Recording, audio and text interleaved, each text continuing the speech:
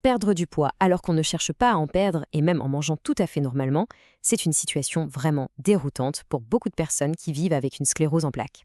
Aujourd'hui, on va plonger au cœur de ce paradoxe pour comprendre ce qui se passe vraiment au niveau métabolique. Alors, la question de départ est simple, mais vous allez voir, la réponse, elle, est bien plus complexe. Comment est-ce possible que le corps perde du poids alors qu'on lui donne, a priori, tout ce dont il a besoin? Pour le comprendre, il faut aller voir ce qui se trame à l'intérieur, dans la mécanique même de notre organisme. Allez, on commence notre enquête. D'abord, ce poids qui semble filer entre les doigts. On a l'impression que le corps a perdu le mode d'emploi de sa propre balance. C'est le premier mystère à élucider. Et voilà, on touche au cœur du sujet. Il faut imaginer que le corps est en permanence en état d'alerte. C'est comme si une alarme incendie sonnait sans arrêt à l'intérieur. Forcément, cette crise permanente, ça brûle une énergie folle. Tellement en fait qu'une alimentation classique ne suffit plus à compenser. Le problème ne vient pas de l'assiette, mais bien de la façon dont le corps réagit. Ok, maintenant qu'on a posé le contexte, il est temps d'identifier les coupables. Qui sont ces fameux saboteurs qui agissent dans l'ombre et qui forcent le corps à puiser dans ses réserves? Alors, le premier saboteur, et le principal, il a un nom un peu barbare, le catabolisme. En gros, à cause de l'inflammation chronique de la cèpe, le corps se met en mode survie. Et pour trouver de l'énergie à tout prix, il va faire quelque chose de radical. Il va commencer à décomposer ses propres structures, en particulier les muscles. C'est un peu comme s'il se cannibalisait de l'intérieur pour trouver du carburant. Pour que ce soit bien clair, on peut voir le corps comme ayant deux interrupteurs. D'un côté, le mode construction, qu'on appelle l'anabolisme, et de l'autre, le mode dégradation, le catabolisme. Dans le cas de la sclérose en plaques, c'est comme si l'interrupteur restait bloqué sur dégradation. Le corps entre alors dans un véritable cercle vicieux. Et les conséquences de ce blocage, elles sont multiples, bien sûr. D'abord, le moteur tourne constamment à plein régime. On brûle donc beaucoup plus de calories, même sans rien faire. Pour alimenter ce moteur, le corps va puiser dans la masse musculaire. Et le comble, c'est que même le sucre qui est disponible dans le sang, les cellules n'arrivent plus à l'utiliser correctement pour se réparer. Le système est complètement déréglé. Passons au deuxième saboteur. Lui, il s'attaque directement à la tour de contrôle, notre cerveau. Les molécules responsables de l'inflammation, qu'on appelle les cytokines, viennent en fait brouiller les signaux envoyés à notre hypothalamus. C'est la petite zone du cerveau qui gère la faim. Résultat, le corps a un besoin urgent d'énergie, mais le cerveau, lui, ne sonne pas l'alarme « j'ai faim ». On parle alors d'anorexie inflammatoire. Et ce n'est pas fini. Le troisième saboteur, il agit au niveau de notre intestin. L'inflammation générale finit par rendre la paroi de l'intestin poreuse, perméable. Du coup, même si on mange les bons aliments, les nutriments les plus importants ne sont pas bien absorbés. C'est un peu comme essayer de remplir une passoire avec de l'eau. Et bien sûr, cette mauvaise absorption a des conséquences directes.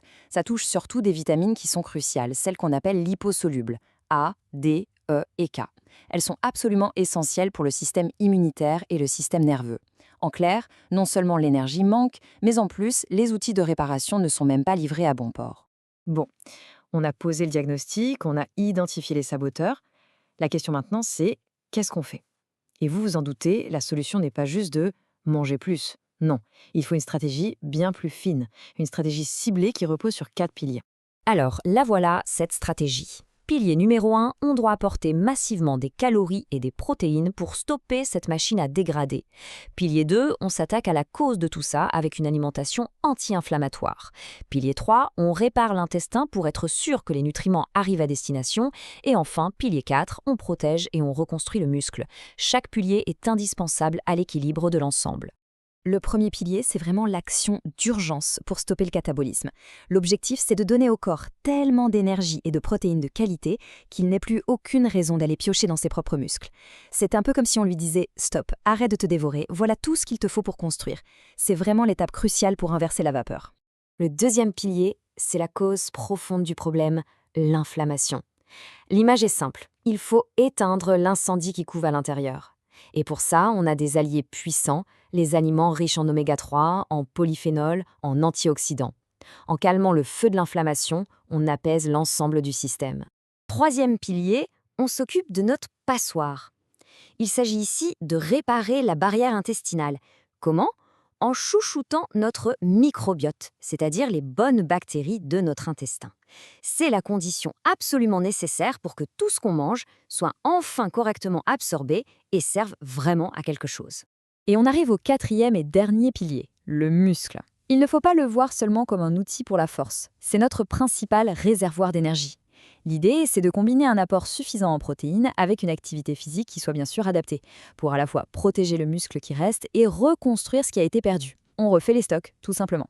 Donc pour conclure, on voit bien que ces 4 piliers ne sont pas juste des options qu'on peut prendre ou laisser. Non.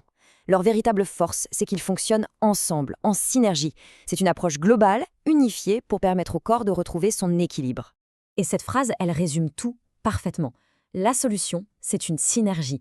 Il faut à la fois nourrir pour stopper la casse, protéger pour calmer l'inflammation et réparer ce qui a été abîmé, que ce soit l'intestin ou les muscles. C'est cette action combinée qui permet de sortir de ce cercle vicieux. Et ça nous amène à une dernière question, un peu plus large. Si cette approche métabolique, cette synergie, peut résoudre ce paradoxe du poids, est-ce qu'elle ne pourrait pas, finalement, transformer la manière globale de gérer la maladie? On se rend compte que la nutrition est peut-être bien plus qu'un simple soutien. C'est une clé d'action incroyablement puissante. Merci de m'avoir suivi dans cette analyse.